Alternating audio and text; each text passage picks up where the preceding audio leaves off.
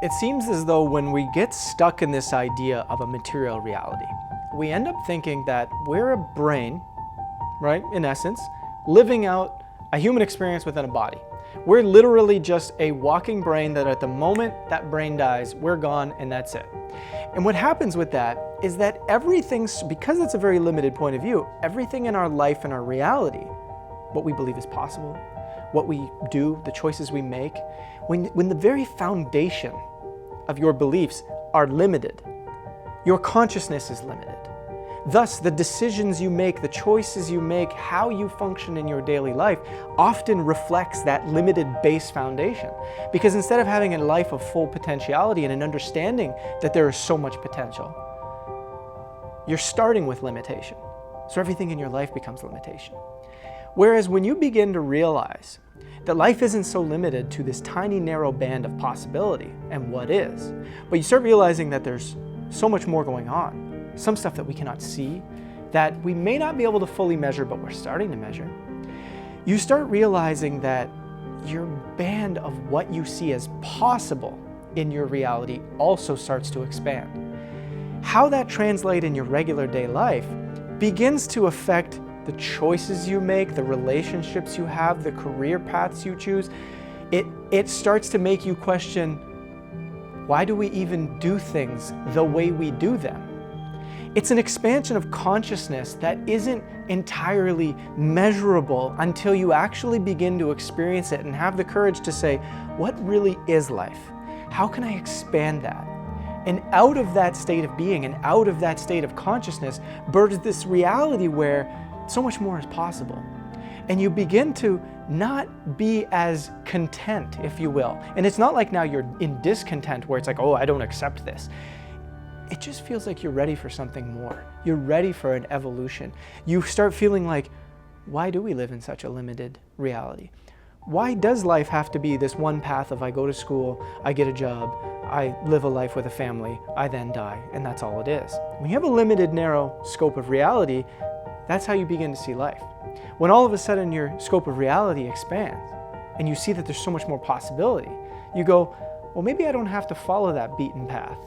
Maybe there's so much more that we're capable of. And when you start taking an entire population that expands their consciousness in that manner, you no longer have to sit there worrying about, oh, I got to change mine, but how is everyone else going to change theirs? You start to realize that if I change mine, and everyone's interconnected, and everybody starts to exchange their reality and expand their consciousness, that suddenly all of that material world, if you want to look at it that way, all of the systems and structures of our world begin to naturally reflect the fact that the collective now has an expanded state of being, an expanded view of what's possible in reality. How that translates on a simple level is, instead of just believing, for example, oh, the economy has to function like this and we all need to exchange things in this manner, everything needs to be backed like this and it all needs to happen in this fashion, all of a sudden people are like, well, it doesn't have to be like that. Who said that it has to be that way? Who made that rule up? Where did they get that idea? Why are we all agreeing to that idea? But if all of this is possible, maybe we don't need to play with the system in that way anymore. And so the real life implications of expanding your consciousness comes down to being able to see the very real structures of our reality in a whole new light, where you don't simply accept them for what they are and why they're there, but you say, maybe it doesn't actually have to be that way. Who made this up anyway?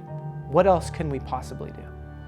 When you begin to look at what post-material science, or what you might call the cutting edge of science, is really starting to show us, in that we are all interconnected. That empathetic, connected feeling that you have within you when you see someone on the other side of the planet suffering and you're like, you know what, I may not know exactly what to do about that, but I can feel it. I know what that feels like. I can sense that there's something going on there.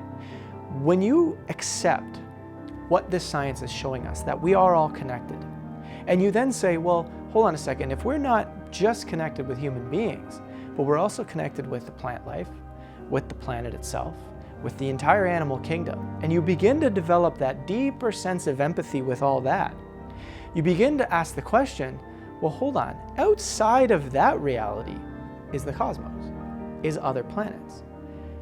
And who's to say that that interconnectedness doesn't extend to all the other planets, to the cosmos.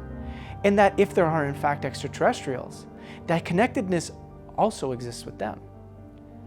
And if it does in fact exist with them, now all of a sudden we share an intimate interconnectedness based in love or empathy or however you want to define that, a feeling that sort of just radiates the heart, if you will.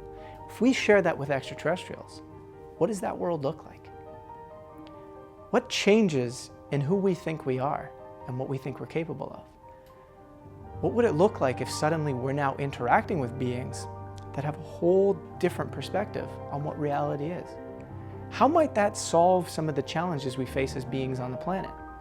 And again, we're not trying to solve this through our typical methods of politics, business, and finance, but we're now solving it with a completely different perspective, grounded in the space of what quantum physics is revealing as a oneness or an interconnectedness that exists at the foundational level of all of material.